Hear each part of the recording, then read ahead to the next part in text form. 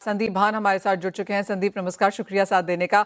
सबसे पहले तो जिस तरह के इंडिया के इंपोर्ट के नंबर्स हमने for the month of October भी आते हुए देखे हैं, आप उसे कैसे रीड कर रहे हैं अब आने वाले समय में? और क्योंकि बहुत सारी खबरें हैं, चाहे वो यूएस चाइना को लेकर है, जिस तरह से बायोफ्यूल मैंडेट्स हमने आते हुए देखे हैं, नए साल के साथ नए मैंडेट्स यहाँ पर एस्टैब्लिश भी होते हुए नजर आएंगे।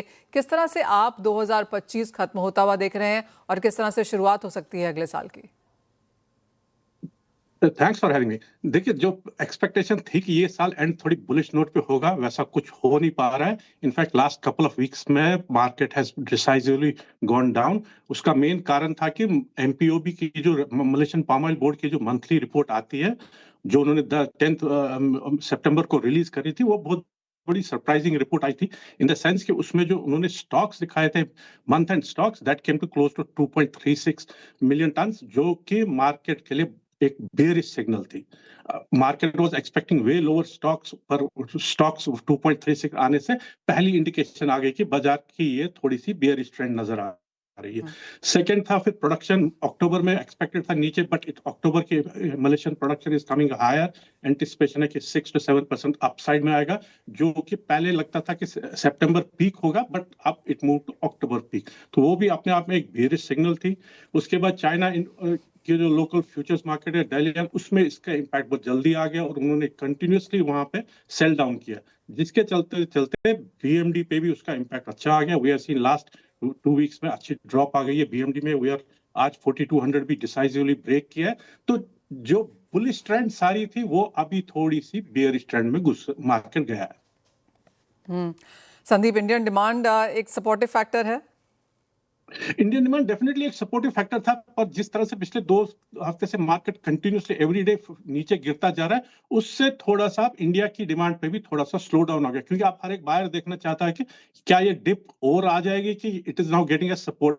एज लॉन्ग एज कहीं किसी एक पर्टिकुलर लेवल पे सपोर्ट आ जाता है, तो we will see India demand coming back into the market. 4200 के आसपास फिर लेवल्स फिलहाल संदीप, यहाँ से किस तरह का प्राइस मूव इस साल के खत्म होते होते तक देख पाएंगे हम? देखिए, वो एक बहुत बड़ा टफ हो रहा है। जैसे मार्केट वाज एंटिसिपेटिंग 46-4800 जा सकता है, वो अब थोड़ा सा मुश्किल सा लग रहा है, इन द सेंस क्योंकि जिस तरह से ये सेल डाउन हुआ है, इसको वापस रिकवर करने में, और सोयाबीन ऑयल भी कंटिन्यूअसली नीचे आता जा रहा है, तो उससे अपसाइड पे थोड़ा सा प्रेशर बनता जा रहा है। तो क्या रेंजेस देखेंगे आप? अभी तो ये देख रहे हैं कि बॉटम कहाँ पे आ जाता है, 4100 पे आ जाएगा कि 4050 पे आ जाएगा। That is what every market is looking to. Ideally 42-4500 range में ये निकल जाना चाहिए। 4000 to 4200 आप कह रहे हैं कि एक रेंज बनेगी इस साल के खत्म होते होते तक? 4200 to 4500 तक की रेंज में ये साल निकल जाना चाहिए।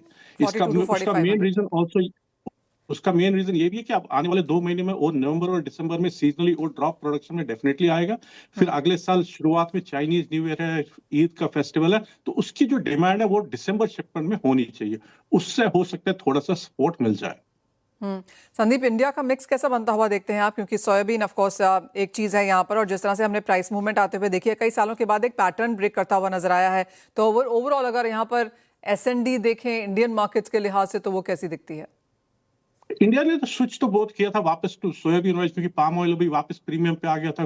वाज रनिंग $10 प्रीमियम, फिर $10 डिस्काउंट पे आ गया था, तो उससे सोयाबीन ऑयल की डिमांड वापस आ गई इंडिया में। कुछ महीने, पिछले 1-2 महीने में उन्होंने गुड अच्छी बाइंग करी सोयाबीन ऑयल की, बट पाम ऑयल वापस $34 के आसपास डिस्काउंट में आ गया है, तो उससे थोड़ा सा बैलेंस वापस आ जाने पर, आई वोंट से कि बिग बैलेंस ये आ जाएगा।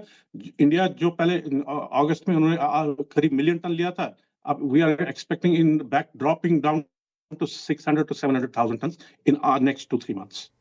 संदीप, आप कहेंगे जो एक प्रेडिक्टेबिलिटी इंडियन मार्केट्स की हुआ करती थी, वो थोड़ी सी अब यहाँ पर लूज आउट होती हुई नजर आई है? वो इंडिया की प्रेडिक्टेबिलिटी अब क्लियर है। whichever oil is cheapest, they will go for that. Right, उसमें कोई रॉकेट साइंस नहीं है।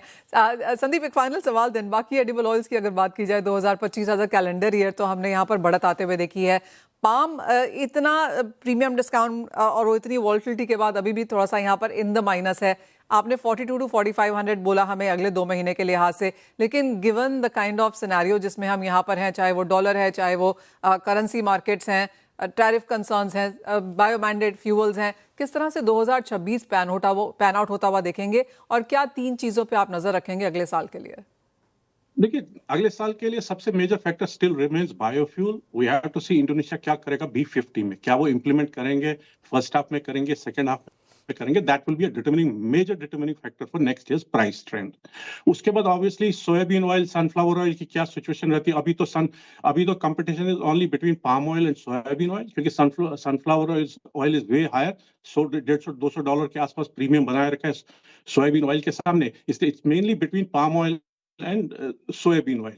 ये दो factors will be critical. Of course, then tariffs, geopolitical situations, currencies, they will add on. These three will be the critical factors. Point taken. Sandeep as always बहुत शुक्रिया साथ देने के लिए और बहुत डिटेल में विस्तार से समझाने के लिए भी कि क्या कुछ देखने की ज़रूरत है खाने के तेलों में।